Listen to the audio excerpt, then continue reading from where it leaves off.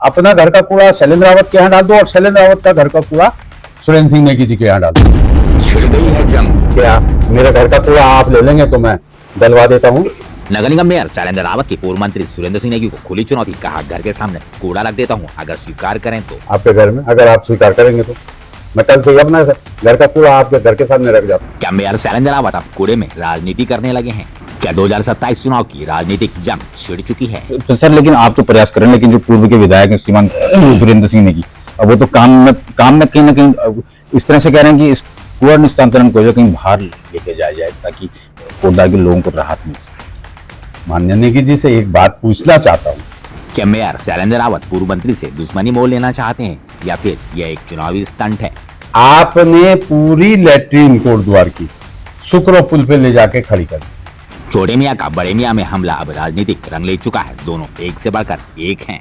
अगर वहां से लोग आते थे उत्तर प्रदेश से, नजीमाबाद से, तो शुक्र पुल में आके रुमाल निकालते थे और अपनी नाक पर। घर पे कूड़ा डालने की बात चल रही है, लेकिन सर वर्तमान विधायक जो है ऋतिक भूषण, उन्होंने काम को रुकवाया, कैसे लेते हैं? नहीं, काम को नहीं रुकाया, ये गलत कर रहे हैं आप। विवादों में रहने वाले मेयर शैलेंद्र रावत अब क्या बड़ी राजनीति के सपने देखने लगे हैं? मतलब उनका स्टेटमेंट है सोशल मीडिया में, सचिव से बात मैं जवाब।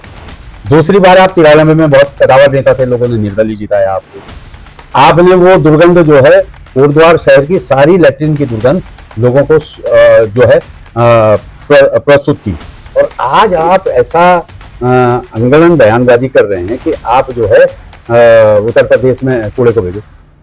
एक प्रदेश का कूड़ा दूसरे प्रदेश वाले क्यों लेंगे? कोटद्वार की आवश्यकता है कि कूड़ा निस्तारण केंद्र और भी बने। हमारा कहना यही है, जैसे 40 वार्ड हो चुके हैं, कोटद्वार का कूड़ा है, तो आप क्या कहते हैं उन्हें 4 जोन में बांट दीजिए ताकि वहां की जनताओं के लिए एक सुविधा हो सके और वहां की जनता उससे ना जूझे, महामारियों से ना जूझे। हमारा बस यही, या तो फिर हमारे भी गाड़ी घाट से भी वो कूड़ा हटना चाहिए। हम अदर वार्डों का कूड़ा नहीं लेंगे। जब अब कुछ जो सम्मानित पार्षद निगम के वो कह रहे हैं कि जो टचिंग ग्राउंड पहले का है, उसके अलावा भी कुछ ऐसे टचिंग ग्राउंड बनाए जाए ताकि जो कूड़ा है, जो गार्बेज है, वो कहीं ना कहीं डाइवर्सिफाइड हो सके। को अधिकार है अपने वार्डों की जनता का सुरक्षा करने का, तो हमारा भी एक अधिकार है, हमें भी जनता ने चुन के भेजा, हमारा अधिकार है कि हम अपनी जनता को कैसे सेफ रखें, कैसे महफूज रखने का उन्हें आश्वासन दें। तो हमारा भी अधिकार है कि हम अपनी जनता को एक सुनिश्चित और स्वस्थ वायु वातावरण दे सके। लेकिन कोटद्वार की आवश्यकता है कि कूड़ा निस्तारण केंद्र और भी बने। देश और दुनिया की खबरों के साथ कोटद्वार की खबर भी पाएं, बस आप देखते रहें सुदर्शन चक्र लाइव, खबर जो हम बनाएं। सुदर्शन चक्र लाइव, सुदर्शन चक्र लाइव, सुदर्शन चक्र लाइव।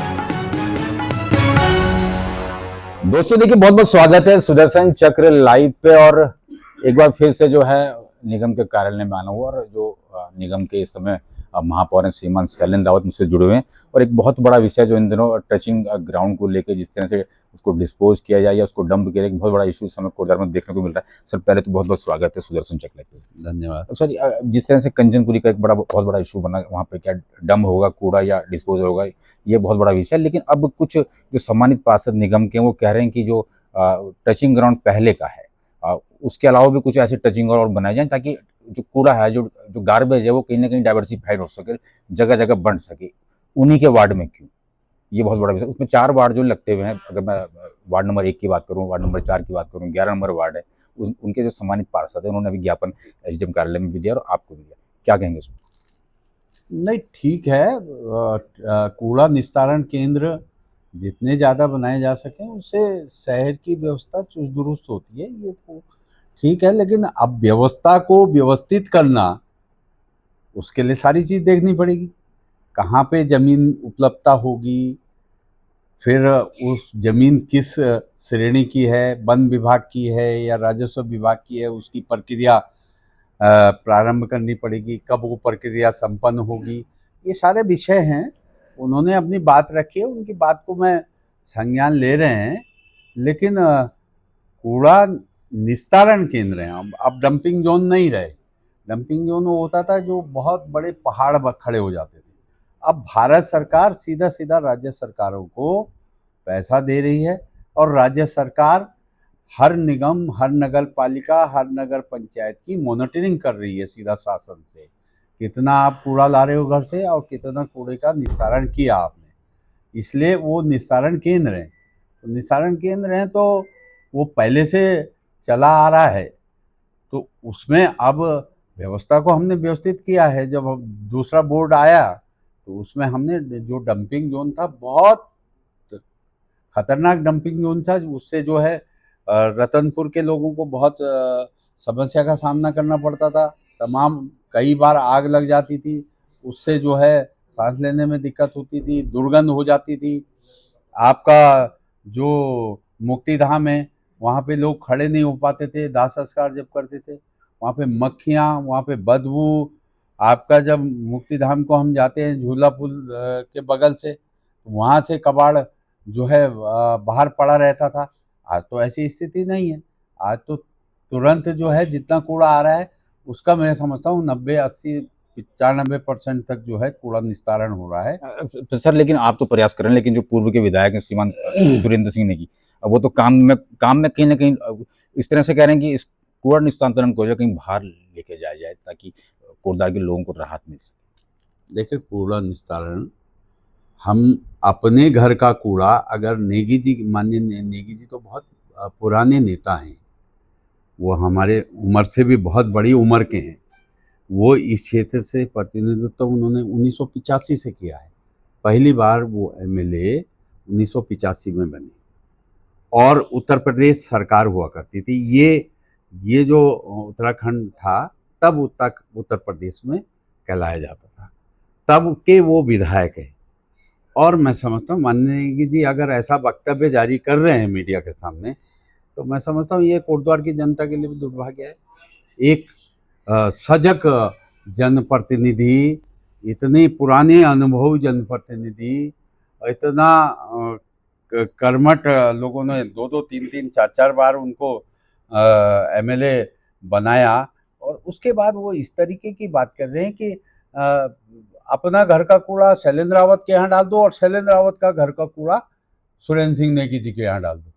तो ये तो मैं समझता हूँ मेरे को हजम नहीं हो रही है बात।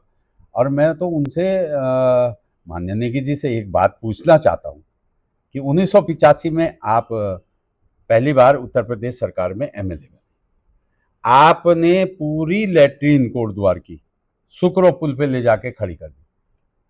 अगर वहां से लोग आते थे उत्तर प्रदेश से, नजीमाबाद से, तो सुकरो पुल में आके रुमाल निकालते थे और अपनी नाक बंद करते थे। दूसरी बार आप 93 में बहुत कदावर नेता थे, लोगों ने निर्दलीय जिताया आपको।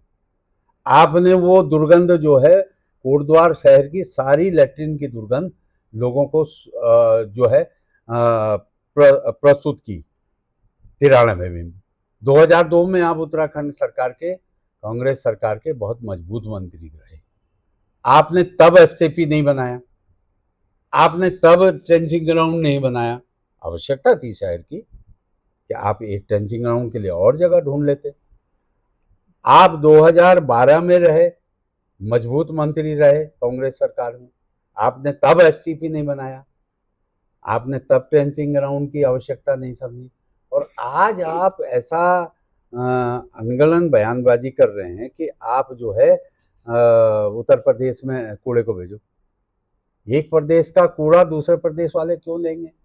आप ही नेगी जी बता दें कि मेरे घर का कूड़ा आप ले लेंगे तो मैं डलवा देता हूँ आपके घर में, अगर आप स्वीकार करेंगे तो मैं कल से ही अपना घर का कूड़ा आपके घर के सामने रख जाता हूँ। देखिए दोस्तों, बहुत इस समय बहुत बड़ा एक विषय कह रहे हैं कि घर पे कूड़ा डालने की बात चल रही है, लेकिन सर वर्तमान विधायक जो है ऋतु खंडूरी भूषण, उन्होंने काम को रुकवाया, कैसे लेते हैं? नहीं, काम को नहीं रुकवाया, ये गलत कर रहे हैं आप। ऐसा है, हमने देखो, हम जनप्रतिनिधि हैं, जनता की वोट सर उनका स्टेटमेंट है सोशल मीडिया में, सचिव से बात हुई। मैं जवाब, जनता की आशीर्वाद से, जनता की वोट से, जनता के समर्थन से हमको जो है चुना गया। हमारा काम है जनता की बातों को संज्ञान लेना गंभीरतापूर्वक। हम उनकी बात को संज्ञान लिया। उनको ये फाइल जो है कूड़ा निस्तारण केंद्र का जो ट्रेंचिंग ग्राउंड की है, मैं 7 फरवरी 2025 को मैंने दायित्व संभाला था मेयर पद का। उससे पहले स्वीकृति हो रखी है। 7 फरवरी 2025 से पहले फाइल पूरी कंप्लीट होकर स्वीकृति में कंचनपुरी 7 फरवरी 2025 के बाद इसमें केवल और केवल धन स्वीकृत हुआ। आपके कार्यकाल में या किसी और की? हमारे कार्यकाल। अब सारी प्रक्रिया पूरी होने के बाद उनका विरोध था, विरोध आया, उन्होंने हमको भी बुलाया। जब हमको बुलाया तो हम जनता के नुमाइंदे हैं, जनता के आशीर्वाद से हमको पद मिलता है, हम वोट मांगते हैं, हमको समर्थन मिलता है। हम जनता की बात को नज़रअंदाज नहीं कर सकते, हम पहले उनकी बात सुनें। और हम चाहते हैं कि कोटद्वार क्षेत्र में कोई भी जनप्रतिनिधि हो, जन संवाद से ही उसका हल निकलना चाहिए, कि उसका परिणाम क्या निकलेगा जब जन संवाद होगा। और हम हमेशा, चाहे वो कितनी विपरीत परिस्थिति रही हो, जनता की आंदोलन की या जनता के आक्रोश की, गुस्से की, हम उनके बीच में जाके संवाद करने की हमारी इच्छा शक्ति रहती है हमेशा। हम आज भी, अगर उनका विरोध है, आज भी वो बुलाएंगे तो हम उनके बीच में जाके बैठेंगे, क्योंकि हम उनके जनप्रतिनिधि हैं। उन्होंने, उनकी इच्छा शक्ति से हम बने हैं और हम उनकी बातों का संज्ञान नहीं लेंगे तो ये गलत बात है। कोई भी जनप्रतिनिधि, उन्होंने हमको बुलाया, हमने कहा ये आप न्यायालय से रोकिए, इस पे 12 करोड़ लगभग अनुमानित इस पे धन स्वीकृत हो गया, टेंडर की पूरी प्रक्रिया हो गई, वर्क ऑर्डर हो गया। अब इसको शासन जवाबदेही बनाएगा यहाँ के निगम के अधिकारी को, जो अथॉरिटी है उसको जवाब देना पड़ेगा अगर उसमें हिलो हवाली हुई उसकी निर्माण कार्य में।